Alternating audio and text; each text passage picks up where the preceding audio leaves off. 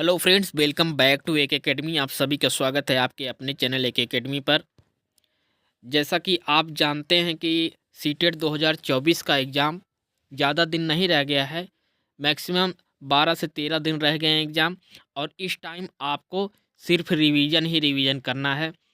तो आज हम पढ़ने वाले हैं ईबीएस का बहुत ही ज़्यादा महत्वपूर्ण टॉपिक जो है ईबीएस। पूरा का पूरा आज एक्सप्लोर करने वाले हैं। थोड़ा सा वीडियो लंबी हो सकती है और वीडियो को बहुत ध्यान से देखिएगा, क्योंकि इसमें बहुत इंपॉर्टेंट चीज़ें हैं जो कि आपके पेपर में आएंगी।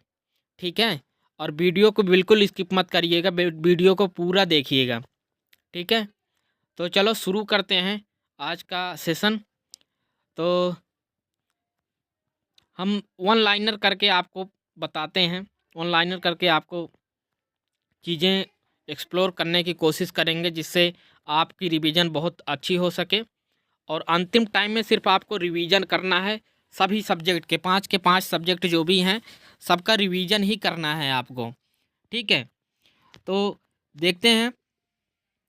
चूहों की देखने की क्षमता, चूहों के देखने की क्षमता कम होती है, और सूंघने, छूने और टेस्ट करने की क्षमता बहुत ही अच्छी होती है। तो ईबीएस के जो 6 थीम हैं, छवों को छवो थीम आज हम एक्सप्लोर करने वाले हैं। ठीक है, वीडियो को पूरा लास्ट तक देखिएगा, और वीडियो अच्छी लगे शेयर, सब्सक्राइब और लाइक ज़रूर कर दीजिएगा, क्योंकि इससे हमें मोटिवेशन मिलता है। ठीक है, अगला देख लेते हैं। नागपुर के लोग दाल में चीनी डालते हैं। जी हाँ, कहाँ के लोग दाल में चीनी डाल के खाते हैं? तो नागपुर के लोग दाल में चीनी डालते हैं। डांस में हाथ और चेहरे के जरिए भावनाएं दिखाई जाती हैं, जिन्हें मुद्रा और भाव कहते हैं। ठीक है, उल्लू अपनी गर्दन पीछे तक घुमा सकता है। बहुत बार क्वेश्चन आता है, बहुत ही रिपीटेड क्वेश्चन है। उल्लू अपनी गर्दन पीछे तक घुमा सकता है, यानी 360 एंगल पर घुमाता है। उल्लू अपनी गर्दन पूरे पीछे तक घुमा लेता है। पक्षियों के पंख उन्हें उड़ने में मदद करते हैं और गर्माहट भी देते हैं। पक्षियों के पुराने पंख झड़ते रहते हैं और नए पंख आते रहते हैं। ब्रेल लिप से बहुत बारी क्वेश्चन आता है। ब्रेल लिप देख लेते हैं। ब्रेल लिप एक मोटे कागज पर लिखी जाती है, जिसमें एक नुकीली चीज से बिंदुओं को उभारा जाता है। ब्रेल लिप में उभरे हुए बड़े बिंदुओं पर उंगलियों के सहारे इसे पढ़ा जाता है। ब्रेल लिखावट उन लोगों के लिए होती है जो आंखों से देख नहीं सकते, जो ब्लाइंड होते हैं, अंधे होते हैं, उनके लिए होती बेसिकली। वह उन्हीं बिंदुओं को छूकर समझते हैं कि क्या लिखा है। ठीक है, आगे देखते हैं। ब्रेल लिप लुइस ब्रेल जो फ्रांस के थे, उनके नाम पर इस लिप का नाम रखा गया है। लुइस ब्रेल की 3 साल की उम्र में किसी दुर्घटना से उनकी आंखों की रोशनी चली गई थी। लुइस ब्रेल की पढ़ाई में रुचि थी, तो वह पढ़ने के लिए विभिन्न नए तरीके सोचने लगे। उन्होंने जो तरीका निकाला, बाद में उसे ब्रेल स्क्रिप्ट के नाम से जाना गया। यह स्क्रिप्ट 6 बिंदुओं पर आधारित थी। ठीक है, तो कई बार आता है कि ब्रेल लिप कितने बिंदुओं पर आधारित होती है? तो 6 बिंदुओं पर। रिपीटेड क्वेश्चन है, ध्यान दे दीजिएगा। अब यह कंप्यूटर के प्रयोग से भी लिखी जा सकती है। अगर आप बच्चों को ब्रेल स्क्रिप्ट के बारे में बताएंगे और समझाएंगे, तो वह उसे अच्छे से समझ पाएंगे। वर्तमान में बर्तन या पत्थर या चिकनी मिट्टी बर्तन शुरुआत में बर्तन पत्थर या चिकनी मिट्टी के बनाए जाते थे। श्रीनगर में प्रसिद्ध कहवा चाय बनाई जाती है। कहवा कहाँ पर बनाई जाती है? श्रीनगर में। बहुत बारी क्वेश्चन आता है, रिपीटेड क्वेश्चन। डल लेक श्रीनगर में है। डल लेक कहाँ पे है? श्रीनगर में। शिकारा नाम की नाव से टूरिस्ट डल लेक में एंजॉय करते हैं। किससे एंजॉय करते हैं? शिकारा जो नाव होती है, नाव का नाम है। टूरिस्ट जो है डल लेक में जो है इससे एंजॉय करते हैं, इस पर बैठ के। ठीक है, हाउस बोट श्रीनगर में पाई जाती है। कहाँ पर पाई जाती है? श्रीनगर में। पक्षी कीड़ों को खाकर फलों को कीड़े से बचाते हैं। जो हमारे पक्षी होते हैं वो क्या करते हैं? जो कीड़ों को खा लेते हैं, जिससे कि हमारे फलों में कीड़े नहीं लगते हैं। बज्जू नामक गांव राजस्थान में है। मैप को समझने के लिए सिलेबस को समझना ज़रूरी है। ठीक है। रीयूज वाटर के बारे में डिस्कशन करने से बच्चों में जल संरक्षण के प्रति जागरूकता आएगी। ठीक है। रीयूज वाटर, हमें पुनः वाटर कैसे यूज करना है, इसके बारे में बच्चों से चर्चा करेंगे तो बच्चों में जल संरक्षण के प्रति जागरूकता पैदा होती है। जी हाँ। अगला मोस्ट रिपीटेड है, हांगकांग में सांप खाए जाते हैं। क्या खाए जाते हैं? सांप खाए जाते हैं। इसके सूप को लिंग हु फेन कहते हैं। क्या कहते हैं? लिंग हु फेन। ठीक है। कश्मीर में सरसों के तेल में मछली पकाकर खाते हैं। ध्यान दीजिएगा, बहुत बारी आता है कहाँ पर मछली सरसों के तेल में पकाकर खाई जाती है, तो कश्मीर में पका के खाई जाती है मछली सरसों के तेल में, जबकि गोवा में नारियल के तेल में मछली को पकाया जाता है। नारियल के तेल में मछली कहाँ पकाई जाती है? तो गोवा में पकाई जाती है। टैपिकोवा एक प्रकार का फल है जो केरल में उबाल कर खाया जाता है। कहाँ पर खाया जाता है? केरल में उबाल कर खाया जाता है टैपिकोवा को। वल्चर या गिद्ध। ठीक है। गिद्ध को इंग्लिश में वल्चर कहते हैं। गिद्ध मरे हुए जानवरों को खाता है। हमिंग बर्ड की चोंच सुई की नोक जैसी होती है। कबूतर की चोंच गुलाबी और पंख ग्रे रंग के होते हैं। असम में घर जमीन से 10 से 12 फुट ऊपर होते हैं और यह बांस से बनाए जाते हैं और घर के अंदर भी लकड़ियों का ही प्रयोग होता है। ठीक है। असम से भी रिलेटेड बहुत बारी क्वेश्चन आता है कि कई बारी होता है क्वेश्चन को बहुत घुमा के पूछा जाता है कि एक बच्चा है, वो कहता है कि हम ऐसे जगह से आते हैं जहाँ पर 10 से 12 फुट ऊंचे घर बनाए जाते हैं लकड़ियों के, और जो बांस के ऊपर बनाए जाते हैं। तो वो कहाँ से है? तो वह असम से है। ठीक है। असम में 10-12 फुट ऊपर घर होते हैं जो बांस से बनाए जाते हैं और घर के अंदर भी लकड़ियों का ही प्रयोग किया जाता है। ठीक है। असम में घर को ऊंचाई पर बनाए जाने का कारण यह है कि असम में भारी बारिश होती है। अब कारण भी जान लीजिए। अब असम में भारी बारिश होती है, इसलिए 10 से 12 फुट ऊंचे घर बनाए जाते हैं, जिसके कारण घर में पानी भरने का खतरा बना रहता है। ठीक है। अगर नीचे रहेगा तो घर में हमेशा पानी भरा रहेगा, ऐसा होता है। ठीक है। मनाली में पत्थर और लकड़ी दोनों से घर बनते हैं। पत्थर और लकड़ी दोनों से घर कहाँ बनते हैं? मनाली में बनते हैं, और यहाँ बारिश के साथ साथ बर्फ भी पड़ती है। ठीक है। राजस्थान में मड़ जो एक प्रकार की गीली मिट्टी है के घर बनाए जाते हैं और छत झाड़ियों से बनती है। छत क्या है? झाड़ियों से बनती है। कहाँ? राजस्थान में। राजस्थान के लोग टैंक को टंका भी कहते हैं। क्या कहते हैं? टंका। टैंक को टंका भी कहते हैं। राजस्थान के लोग अपने घर के आंगन में गड्ढा बनाते हैं। राजस्थानी लोग छत को ढलानदार बनाते हैं, जिससे वह बारिश के पानी को इकट्ठा करते हैं और उसका उपयोग दैनिक जीवन के लिए करते हैं। ठीक है। तो ये कुछ मोस्ट रिपीटेड क्वेश्चन है, और आगे नेक्स्ट नेक्स्ट हम पढ़ते हैं पूरा का पूरा पशु से लेकर जीव जंतु पेड़ पौधे सारा कुछ हम पढ़ेंगे, जो कि 6 थीम में है। सारी चीज़ें पढ़ने वाले हैं। तो देख लेते हैं कि ये 6 थीम हमारी क्या क्या है। हम पशु के बारे में पढ़ेंगे, स्लोथ के बारे में पढ़ेंगे, हाथी के बारे में पढ़ेंगे, और टाइगर के बारे में पढ़ेंगे। ठीक है। भोजन के बारे में पढ़ेंगे, आवाज़ के बारे में पढ़ेंगे। सारा का सारा आज एक्सप्लोर करने वाले हैं। वीडियो थोड़ी लंबी होगी, वीडियो को पूरा देखिएगा, इसकी बिल्कुल मत करिएगा। ठीक है। ये वीडियो आपके लिए बहुत ही महत्वपूर्ण है, और अच्छा रिवीजन करेंगे तो इसमें आपको 30 में से 28 नंबर तो कहीं नहीं जाएगा, ये मेरी गारंटी है। जो फैक्ट है हम वो भी पढ़ाएंगे, और जो पेडागोजी है वो भी हम एक्सप्लोर करेंगे नेक्स्ट वीडियो में। ठीक है। तो बने रहिएगा, वीडियो को पूरा लास्ट तक ज़रूर देखिएगा, मेरी रिक्वेस्ट है। नेक्स्ट देख लेते हैं आगे क्या है। So let's start. हम अपने सेशन को शुरू करते हैं। आज हम ये ऐसे पशु के बारे में पढ़ेंगे जो कि ईबीएस में बहुत ज़्यादा बार पूछा जाता है इससे क्वेश्चन। तो ये पशु क्या है? ये जानवर क्या है? स्लॉथ या अमेरिका में पाया जाता है। ठीक है। भारत में नहीं पाया जाता, अमेरिका में पाया जाता है। हम इसी से अपना सेशन शुरू कर रहे हैं। तो देख लेते हैं स्लॉथ के बारे में। स्लॉथ क्या है? यह दुनिया का सबसे आलसी जीव है। क्या है? सबसे आलसी जीव है। और हर एक पॉइंट को अच्छे से पढ़िएगा क्योंकि बहुत ज़्यादा क्वेश्चन इनसे आते हैं। यह दुनिया का सबसे आलसी जीव है। यह पेड़ पर उल्टा लटक कर लगभग 17 घंटे सोता है। कितने घंटे सोता है? 17 घंटे सोता है। यह भालू के जैसे दिखने वाला जीव है परंतु भालू नहीं है। ठीक है, भालू के जैसे ही जीव है। अभी हम आपको उसका तस्वीर भी दिखा देंगे। यह जिस पेड़ पर रहता है उसी पेड़ की पत्तियों को खाता है। जिस पेड़ पर रहता है उसी पेड़ की पत्तियों को खाता है।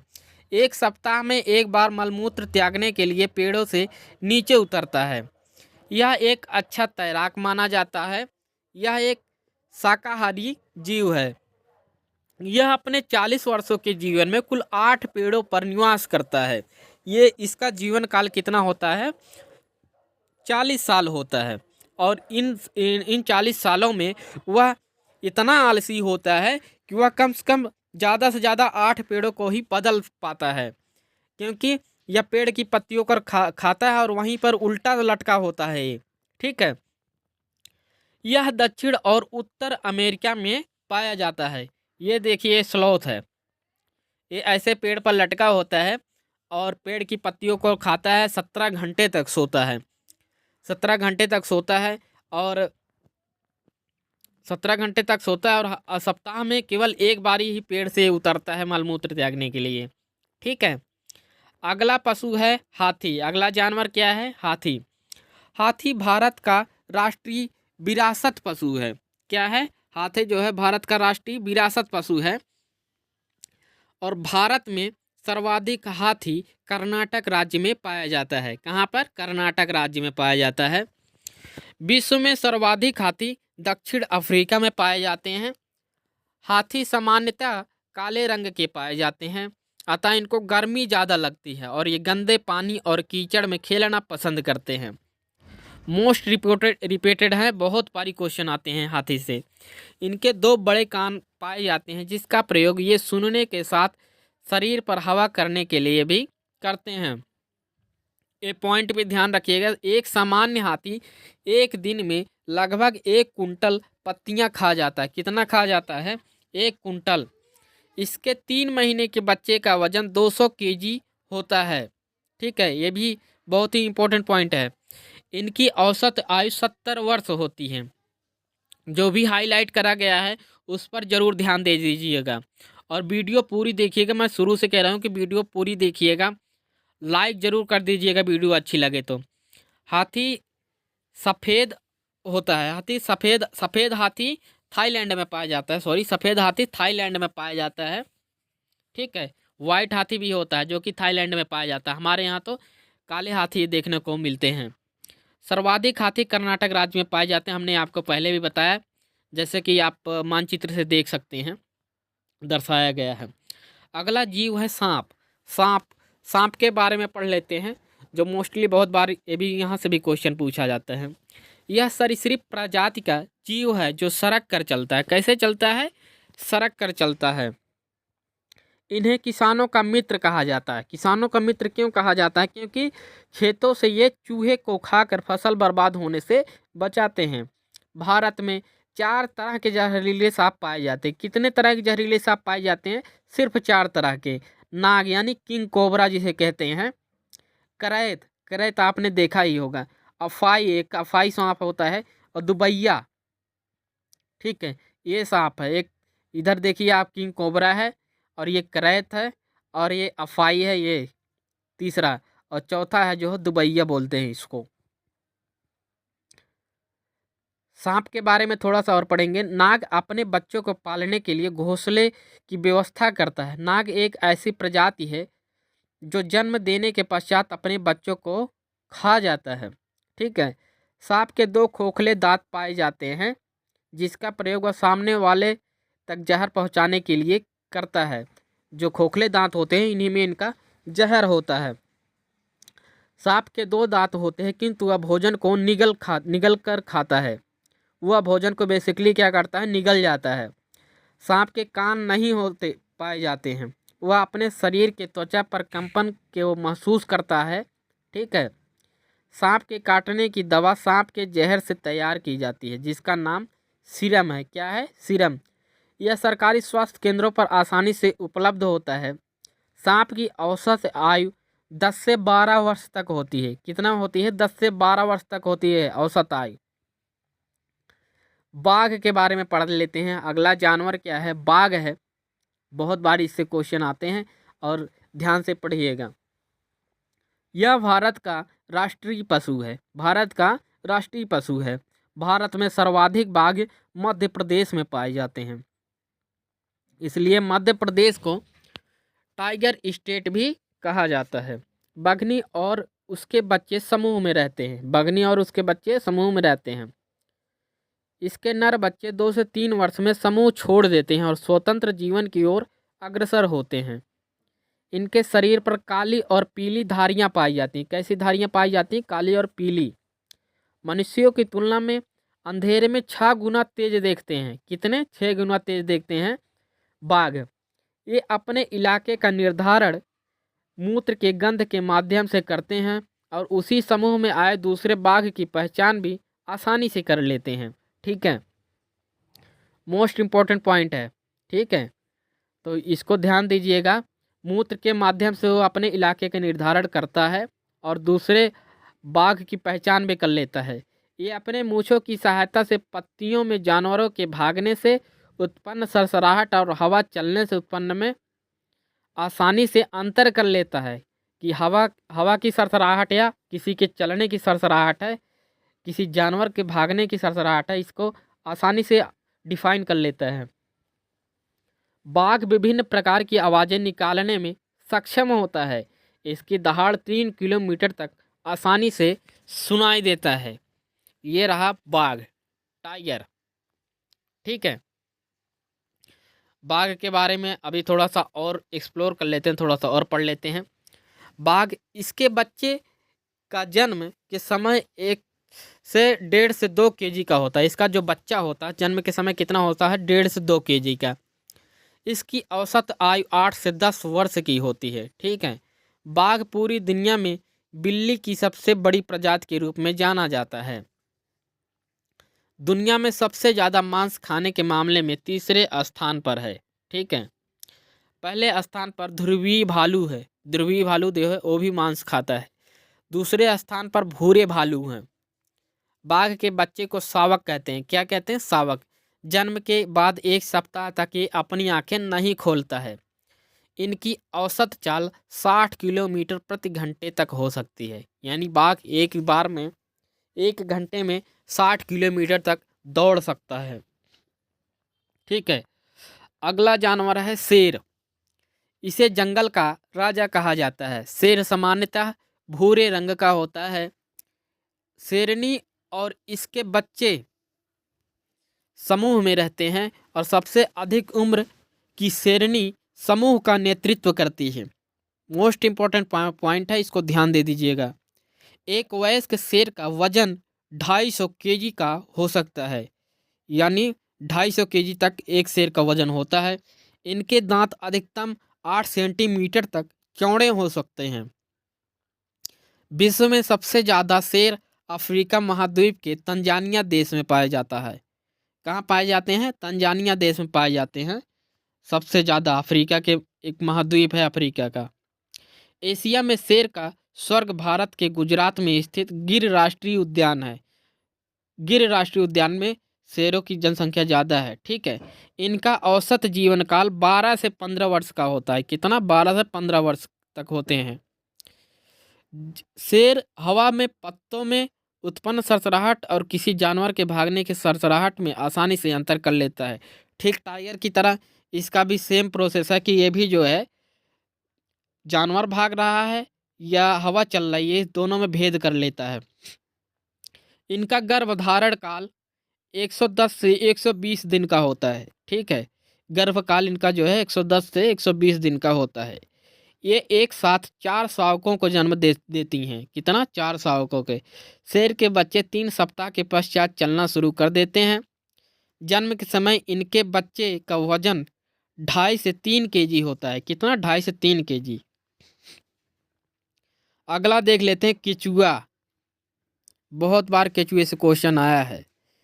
इसे भी किसान का मित्र कहा जाता है, केचुए को भी। ठीक है, यह सामान्यतः 8 इंच का जीव होता है। कैसा होता है? 8 इंच का जीव होता है। यह मिट्टी को खाकर उसे भुरभुरा बनाता है। मिट्टी को खाकर उसे भुरभुरा बनाता है, जिसमें ऑक्सीजन की मात्रा बढ़ जाती है और मृदा उपजाऊ हो जाती है।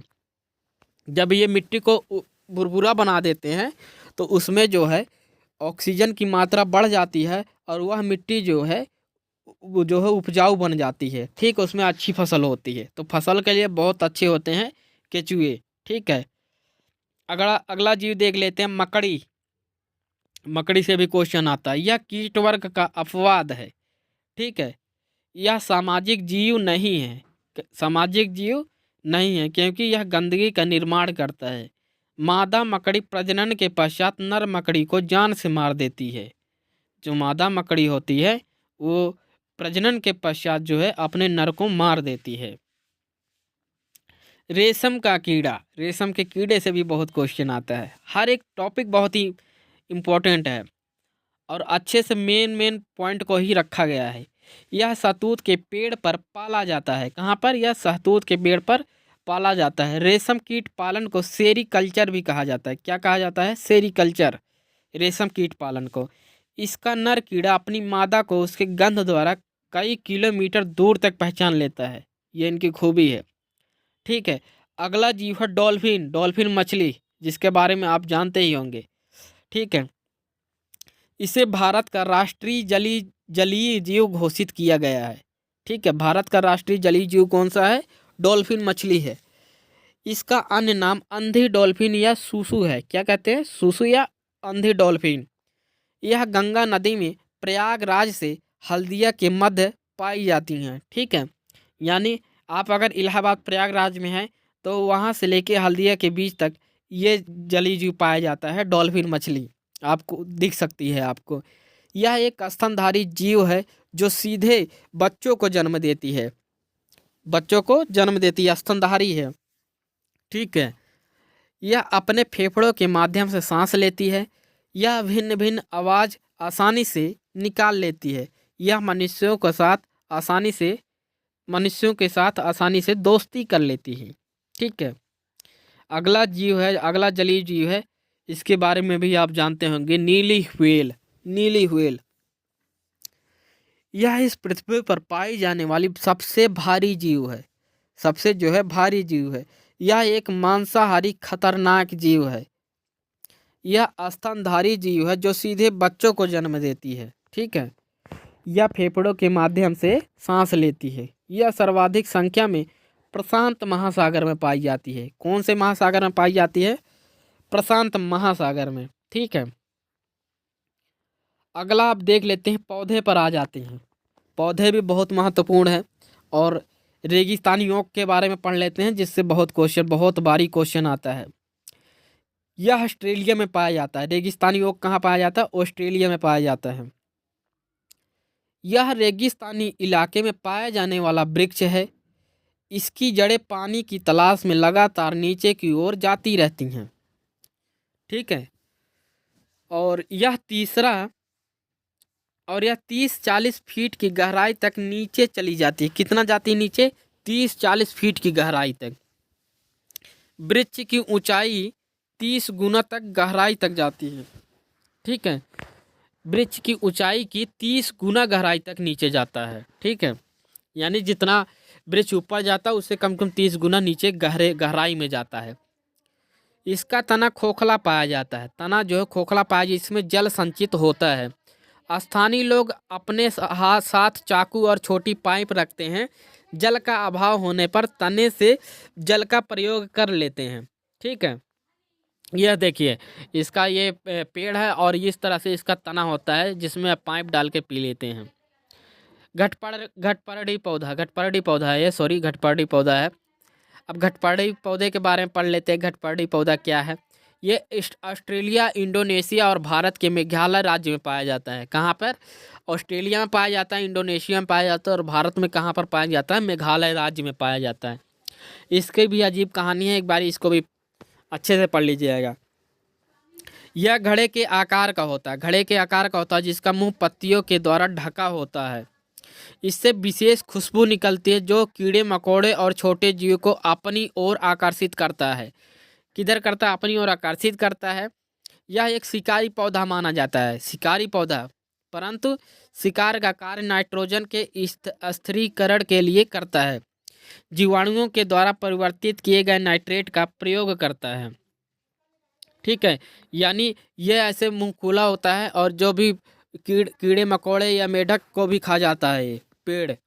ठीक है, लाइकेन पौधे, लाइकेन पौधे कौन से हैं इसको भी पढ़ लेते हैं। लाइकेन एक सहजीवी पौधा है। कवक को भोजन की आवश्यकता पड़ती है, जबकि शैवाल को उगने के लिए सहारे की आवश्यकता पड़ती है। ये देखिए ऐसा होता है। कवक शैवाल को सहारा प्रदान करती है, शैवाल कवक को भोजन प्रदान करता है। इसे वायु प्रदूषण का प्राकृतिक सूचक कहा जाता है। यह SO2 के प्रति संवेदनशील होता है। खेजड़ी का वृक्ष बहुत बारी आता है, जो कि राजस्थान में पाया जाता है। खेजड़ी का वृक्ष यह रेगिस्तानी इलाके में पाया जाने वाला वृक्ष है। यह भारत के राजस्थान में पाया जाता है। इसकी जड़ें पानी की तलाश में लगातार नीचे की ओर जाती रहती हैं। मतलब यह ऑस्ट्रेलिया के जो ओक है उसी की तरह है खेजड़ी का वृक्ष। इसकी लकड़ी में लंबे समय तक कीड़े मकोड़े नहीं लगते हैं। यह एक छायादार वृक्ष है जिसकी छांव में स्थानीय बच्चे खेलते हैं। ठीक है, तो ये हो गया खेजड़ी का वृक्ष जो कि राजस्थान में पाया जाता है। अगला पौधा देख लेते हैं, क्रोटोन पौधे। क्रोटोन पौधे कौन से हैं? यह एक सहायक पौधा है, जमीन की दशा को बताता है। इसे मुख्य फसल के साथ बो दिया जाता है। फसल में जल की कमी होने पर अंदाज़ा लगा लिया जाता है कि फसल की सिंचाई की आवश्यकता है कि नहीं। ठीक है, जेट्रोफा, जेट्रोफा इस तरह का पौधा होता है जिसे एक बायोडीजल पौधा कहा जाता है। यह एक बायोडीजल पौधा है। ठीक है, इसके विषय में बस इतनी जानकारी। यह एक बायोडीजल पौधा है। अगर आपने नहीं देखा होगा तो यह इस तरह का होता है, इस तरह से इसमें फल लगते हैं, हमने तो देखा है। ठीक है, बरगद, बरगद भी बहुत बारी क्वेश्चन आता है, बरगद से भी, बरगद को भी पढ़ लेते हैं। यह एक विशालकाय वृक्ष होता है। बरगद जो है विशालकाय वृक्ष होता है और इसकी शाखाओं से जड़ें लटकती रहती हैं, जिसे स्तंभ जड़ कहा जाता है। इनका कार्य वृक्ष को सहारा प्रदान करना होता है। ठीक है, कार्य देख लेते हैं। परिवार में बालक का कार्य खेल की क्रियाओं को संपादित करना और परिवार के द्वारा दी जा रही सामाजिकरण की शिक्षा के अनुसार व्यवहार करना। परिवार में अन्य सदस्यों का कार्य है कि वह बालक के लिए उपयुक्त वातावरण निर्माण करे और बालक को समान आवश्यकताओं की पूर्ति करे बालक के। ठीक है, खेल, खेल एक ऐसी क्रिया है जिसमें बालक का शारीरिक विकास, मानसिक विकास इत्यादि तीव्र गति से होता है। ठीक है, खेल ऐसी मानसिक क्रिया है जिसमें बालक का शारीरिक विकास और मानसिक विकास इत्यादि बहुत तीव्र गति से होता है। प्रारंभिक स्तर पर बालकों को सिखाने के लिए भी खेल विधि का प्रयोग किया जाता है, जैसे कि किंडरगार्टन विधि बहुत बारी आता है। किंडरगार्टन विधि खेल से संबंधित है। आश्रय पढ़ लेते हैं, यानी आवास, जिससे बहुत ज़्यादा क्वेश्चन बनते हैं। ये भी बहुत ही महत्वपूर्ण है, अच्छे से पढ़िएगा इसको। जिस स्थान पर जीव जंतु या जीवन यापन करते हैं उसे आवास कहते हैं। सभी जीव जंतु का आवास अलग अलग होता है। मनुष्यों के आवास, मिट्टी के घर, इस प्रकार के घर सामान्यतः अत्यधिक तापमान वाले इलाके में पाए जाते हैं। इस प्रकार के घरों की दीवारें मिट्टी की सहायता से मोटी बनाई जाती हैं ताकि इनके अंदर गर्मी न पहुँचे। ठीक है, ऐसे घरों की छत टुनादियों व लकड़ियों से बनाई जाती हैं, जिसमें अधिकांशतः नीम और कीकर का प्रयोग किया जाता है, जिससे छतों में कीड़े मकोड़े नहीं लगते हैं। ठीक है, इस प्रकार के घर सामान्यतः राजस्थान जैसे स्थानों पर पाए जाते हैं जहां सामान्य से अधिक गर्मी पड़ती है, इसलिए वहां मिट्टी के घर बनाते हैं। इस दीवारों को मजबूत बनाए रखने के लिए मिट्टी में भूसा मिलाकर लेप लगाया जाता है। इसके फर्श को समय समय पर गोबर से लीपा जाता है ताकि कीड़े ना लगें। गोबर से इसलिए लीपा जाता है ताकि कीड़े ना लगें। लकड़ी व पत्थर के घर, अभी हमने पीछे पढ़ा है लकड़ी और पत्थर के घर कहाँ बनते हैं, पहाड़ी इलाकों में। अब पढ़ लेते हैं फिर से। इस प्रकार के घरों का निर्माण पहाड़ी इलाकों में किया जाता है। ये घर पत्थरों व लकड़ी की सहायता से बनाए जाते हैं। इन घरों में दीवारें चूने द्वारा प्राप्त की जाती हैं। दीवारें जो है चूने द्वारा, एक मिनट, चूने द्वारा पोती जाती हैं, चूने द्वारा पोती जाती हैं, जिससे घरों में कीड़े ना लगें। इन घरों में फर्श लकड़ी के द्वारा बनाया जाता है। यह घर एक मंजिला और दो मंजिला दोनों होते हैं। इसके निचले मंजिले का प्रयोग स्वयं निवास करने के लिए किया जाता है। इस प्रकार के घर हिमाचल प्रदेश, लद्दाख में पाए जाते हैं। हिमाचल प्रदेश में अधिकांश घरों की छतें ढालू होते हैं। आपने देखा भी होगा, ढालू छतें बनाते हैं ताकि उस पर बर्फ़ ना टिके, जबकि लद्दाख में समतल भी हो सकते हैं। लद्दाख में छतों का प्रयोग अनाज को सुखाने के लिए भी किया जाता है। हाउस बोट, अभी हमने कुछ देर पहले पढ़ा है। हाउस बोट इस तरह से होती है। इसे तैरता हुआ घर भी कहा जाता है। ये अधिकांशतः दो मंजिला होते हैं। इनमें सजावट और सुंदर नक्काशी भी किया जाता है, जिसका उद्देश्य पर्यटकों को आकर्षित करना होता है। ये सामान्यतः केरल और जम्मू कश्मीर में पाए जाते हैं। ठीक है। डोंगे, इसे भी तैरता हुआ घर कहा जाता है। यह एक मंजिला होते हैं और जो ऊपर से खुले हुए होते हैं। इसका प्रयोग मछुआरों द्वारा किया जाता है। पिग्मी आवास, पिग्मी जाति के आवास। कांगो बेसिन के पिग्मी एक मानव प्रजाति है। पिग्मी एक जो है मानव प्रजाति है। इसका निवास क्षेत्र मध्य अफ्रीका की कांगो नदी घाटी है। इसका निवास कहाँ है? कांगो नदी घाटी। इनका आवास अस्थायी होता है।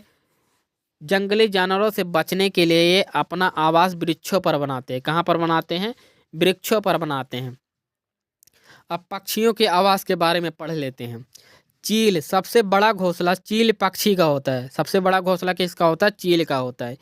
इसका घोंसला सामान्यतः 4 फीट तक चौड़ा हो सकता है। ये अपने घोंसले का निर्माण इलाके के सबसे ऊंचे पेड़ के सबसे ऊंची डाली पर करते हैं। ये अपने घोंसले का प्रयोग साल दर साल करते रहते हैं। ठीक है। अगला पक्षी पढ़ लेते हैं, गिद्ध। गिद्ध अंडे देने के लिए चील के छोड़े गए घोंसले का प्रयोग करता है। इलाके के सुनसान पेड़ों पर घोंसले का निर्माण करता है। पाख्ता पक्षी, कबूतर प्रजाति का बहुत ही सुंदर पक्षी है। पाख्ता को घुघु पक्षी भी कहते हैं। यह पक्षी अपना घोंसला झाड़ियों में बनाता है। मनुष्यों के आवास, बर्फ के घर यानी इग्लू जिसे कहते हैं, ऐसा होता है इग्लू। इस प्रकार के घर गुंबद के आकार के पाए जाते हैं। इस प्रकार के घरों का निर्माण बर्फ के छोटे छोटे टुकड़ों को जोड़कर किया जाता है। यह एस्किमो शिकारियों का अस्थायी निवास होता है। एस्किमो शिकारियों का अस्थायी निवास होता है। एस्किमो अमेरिका, रूस, कनाडा, ग्रीनलैंड के आर्कटिक और उपनगरीय क्षेत्रों में रहने वाले लोग हैं। इस प्रकार के घर में प्रवेश द्वार अपेक्षाकृत छोटे बनाए जाते हैं ताकि दीवारों के बीच मौजूद हवा बाहर की ओर ना जा सके। इग्लू मुख्य रूप से कनाडा में पाए जाने वाली अस्थायी शीतकालीन घर हैं। ठीक है। लकड़ी के घर या बांस के घर। ठीक है। इस प्रकार के घर सामान्यतः अधिक वर्षा वाले इलाकों में बनाए जाते हैं। इस प्रकार के घर अपेक्षाकृत हल्के होते हैं। इनका निर्माण बांस व लकड़ी के माध्यम से जमीन से 3 से 3.5 मीटर की ऊंचाई या 10 से 12 फीट की ऊंचाई पर बनाए जाते हैं। इन्हें ऊंचाई पर बनाने का उद्देश्य अत्यधिक वर्षा में सुरक्षित निवास करना। इस प्रकार के घर असम जैसे राज्यों में पाए जाते हैं। कौवा देख लेते हैं। कौवा अपने घोंसले का निर्माण करने के लिए किसी भी पेड़ की सबसे ऊंची डाली का प्रयोग करता है। चील की तरह ये भी है। राजस्थानी भाषा में इसे कांगला और मारवाड़ी भाषा में हांडा कहा जाता है। कौवे को राजस्थानी भाषा में कांगला बोलते हैं कौवे को, और मारवाड़ी भाषा में हांडा बोलते हैं, हांडा।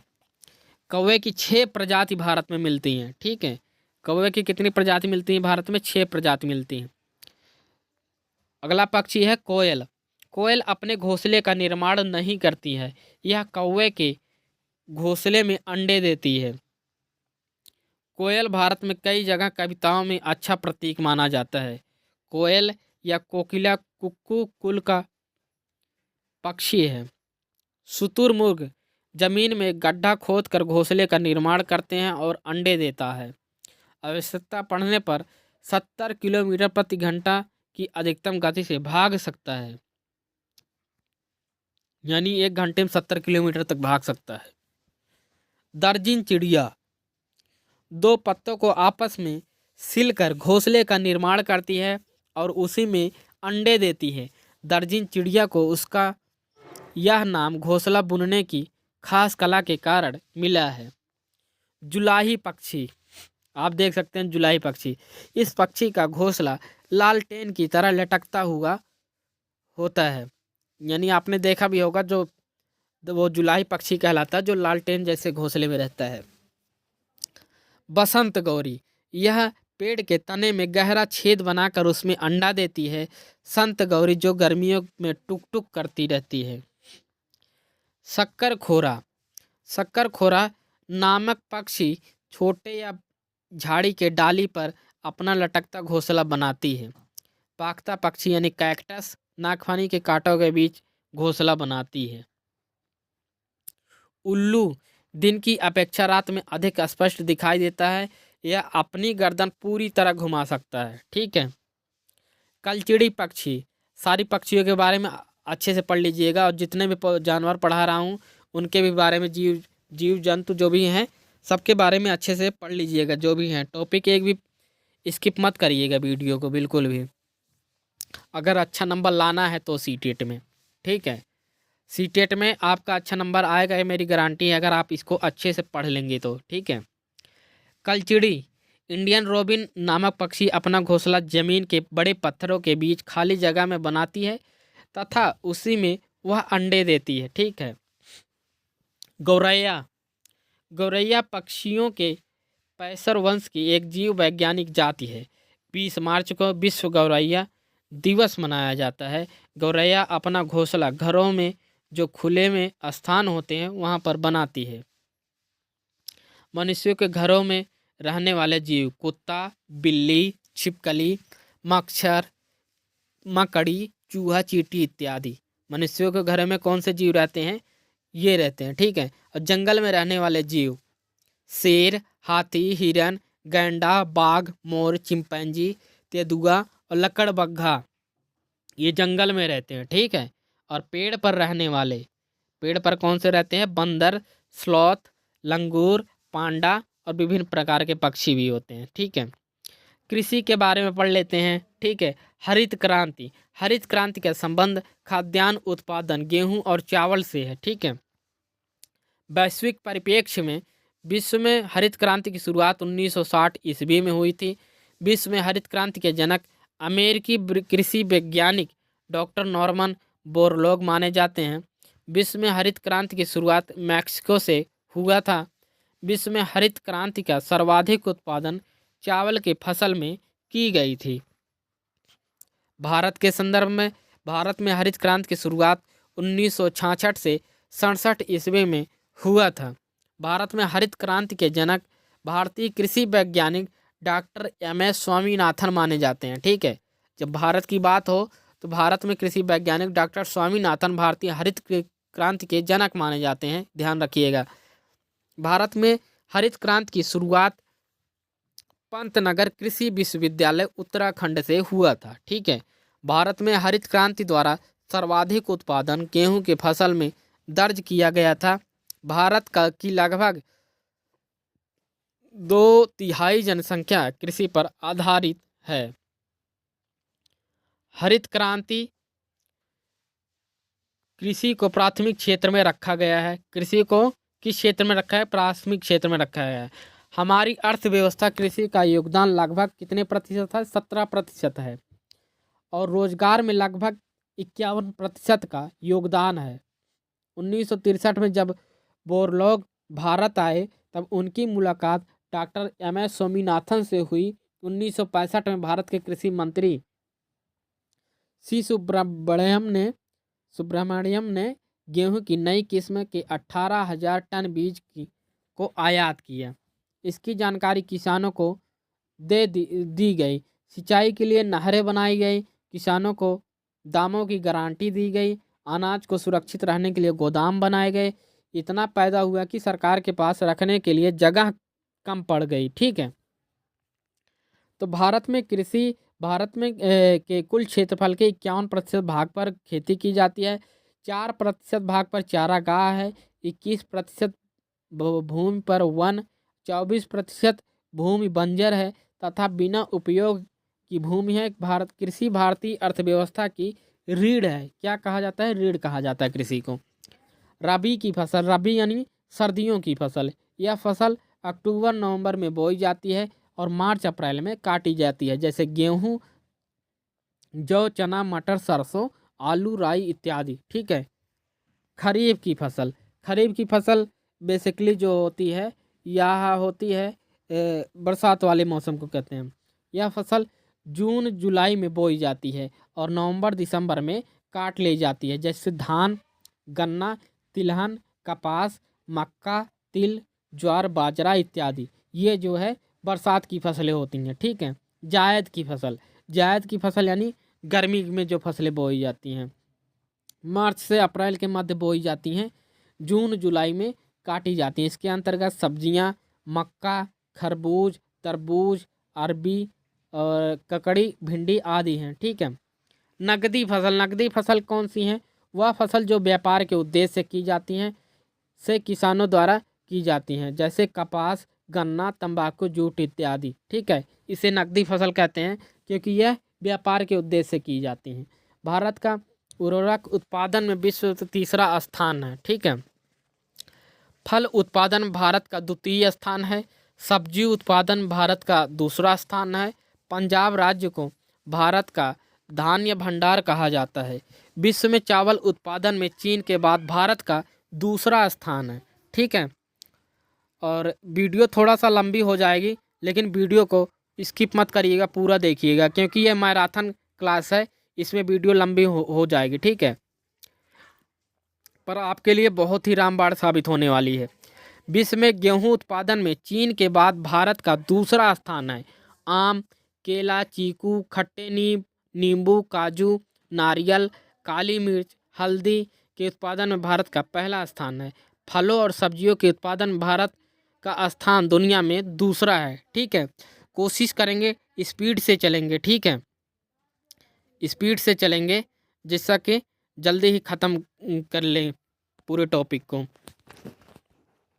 द्वितीय हरित क्रांति की घोषणा 1983-84 में की गई। ठीक है। भारत में द्वितीय हरित क्रांति 1985 से 90 ईस्वी में प्रारंभ हुआ। द्वितीय हरित क्रांति के अंतर्गत जैव कृषि का निर्णय लिया गया, जिसमें कहा गया कि पारंपरिक सिंचाई, जैविक बीज और जैविक उर्वरक का प्रयोग किया जाएगा। द्वितीय हरित क्रांति में अन्य सभी क्षेत्रों में क्रांति प्रारंभ करने का निर्णय लिया गया। द्वितीय हरित क्रांति पुनर्जीवित करने के लिए कार्य 1991 से 92 ईस्वी में डॉक्टर मनमोहन सिंह द्वारा किया गया था। द्वितीय हरित क्रांति तकनीक का समावेश 2006 ईस्वी में डॉक्टर APJ अब्दुल कलाम द्वारा किया गया था। श्वेत क्रांति, मिल्कमैन ऑफ इंडिया कौन थे, इनके बारे में भी जान लेते हैं। श्वेत क्रांति का संबंध दुग्ध उत्पादन के क्षेत्र में आत्मनिर्भरता से है। भारत में श्वेत क्रांति के जनक डॉक्टर वर्गीज कुरियन माने जाते हैं। प्रत्येक वर्ष 26 नवंबर को डॉक्टर वर्गीज कुरियन के दिवस को राष्ट्रीय दुग्ध दिवस के रूप में मनाया जाता है। इसे ऑपरेशन फ्लड के नाम से भी जाना जाता है। विश्व में दुग्ध उत्पादन में भारत का प्रथम स्थान है, दूसरे स्थान पर अमेरिका है। दुग्ध उत्पादन में भारत का प्रथम स्थान है। ठीक है। नीली क्रांति, ठीक है, सभी क्रांतियों के बारे में पढ़ लेते हैं। इसका संबंध समुद्री उत्पाद के उत्पादन और मछली पालन से है। भारत में इस क्रांति के जनक अरुण कृष्णन और हीरालाल चौधरी माने जाते हैं। विश्व भर में वर्तमान में मत्स्य उत्पादन 50 मिलियन टन पहुंच गया है, जो कि वर्ष 1950 में केवल 2 मिलियन टन था। भारतीय मत्स्य पालन क्षेत्र 50 वर्ष पहले केवल 60,000 टन मछली उत्पादन करता था, अब 4.7 मिलियन टन का उत्पादन करता है। मछली उत्पादन में भारत का दूसरा स्थान है, पहले स्थान पर चीन है। ठीक है, पीली क्रांति पढ़ लेते हैं। भारत में पीली क्रांति का संबंध तिलहन उत्पादन में आत्मनिर्भरता से है। भारत में इस क्रांति का जनक सैम पित्रोदा माने जाते हैं। भारत का तिलहन उत्पादन में विश्व में तीसरा स्थान है। लाल क्रांति पढ़ लेते हैं। लाल क्रांति पढ़ लेते हैं। भारत में लाल क्रांति का संबंध टमाटर उत्पादन, मांस उत्पादन से है। इनके जनक विशाल तिवारी माने जाते हैं। भारत दुनिया का 5वें नंबर का मांस निर्यातक देश है। भारत टमाटर में उत्पादन में दूसरा स्थान है। भारत का जो टमाटर उत्पादन में दूसरा स्थान है पूरे विश्व में। ठीक है, तो इतनी टॉपिक थी। सारी टॉपिक मैंने जहाँ तक किया कोशिश किया कवर किया है। इसको अच्छे से पढ़ लीजिएगा। वीडियो को लाइक और शेयर ज़रूर कर दीजिएगा अपने दोस्तों में। जो लोग बेसिकली सीटेट की तैयारी कर रहे हैं उनके लिए बहुत ही हेल्पफुल होगी वीडियो। ठीक है, तो वीडियो को पूरा देखिएगा, बिल्कुल स्किप मत करिएगा। अगर आप चैनल पर नए हैं तो चैनल को सब्सक्राइब ज़रूर कर लीजिएगा और अपने जो भी फ्रेंड सर्कल में या सोशल मीडिया पर आप शेयर कर दीजिए वीडियो को, और अधिक से अधिक लाइक कर दीजिए, जिससे हमें मोटिवेशन मिलता रहेगा। और नेक्स्ट मैराथन क्लास हम लेके आएंगे, और OCDP की हो सकती है, चाहे हिंदी की, जो भी आप कहेंगे। ठीक है, और जो कुछ आपको ज़रूरत लगे, अगर PDF की आवश्यकता हो, आप कमेंट में एक बार ज़रूर बताइएगा। हम आपको PDF भी प्रोवाइड करा देंगे, जिससे आपको रिवीजन में बहुत आसानी मिलेगी। आप आसानी से EVS में 30 में 28 तो कर ही पाएंगे। ठीक है, 28 नंबर ला पाएंगे, 30 में 28 नंबर। ठीक है, इसके अलावा आप आपको पेडागोजी की क्लास दे देंगे, पेडागोजी। और ये बस इतना पढ़ के जाइएगा, मेरी गारंटी है इसमें से ही क्वेश्चन आता है। क्वेश्चन बहुत ज़्यादा सिलेबस से बाहर नहीं आता है। थोड़ा सा क्वेश्चन को मॉडरेट करने की कोशिश ज़रूर करेंगे, लेकिन आप अपने समझ को विकसित करके अगर आप पढ़ेंगे समझेंगे तो बिल्कुल भी छूटेगा नहीं। सीटेट बेसिकली करता क्या है, आपके समझ को परखता है। सीटेट एग्ज़ाम जो है आपके समझ को परखता है, इसलिए जब भी आप पढ़िएगा समझ के पढ़िएगा, अपने समझ को विकसित करके पढ़िएगा, रट्टा मत मारिएगा। ठीक है, क्योंकि NCF भी कहती है कि आप बच्चों को रट्टा नहीं मराएंगे। ठीक है, और आप भी नहीं मारेंगे रट्टा। ठीक है, तो सभी टॉपिक अच्छे से कवर किया है। वीडियो को पूरा देखिएगा, बिल्कुल स्किप मत करिएगा। वीडियो को लाइक शेयर सब्सक्राइब जरूर करिएगा। मिलते हैं नेक्स्ट वीडियो में और एक नई टॉपिक के साथ, महा मैराथन क्लास के साथ। तब तक के लिए thank you so much. Okay.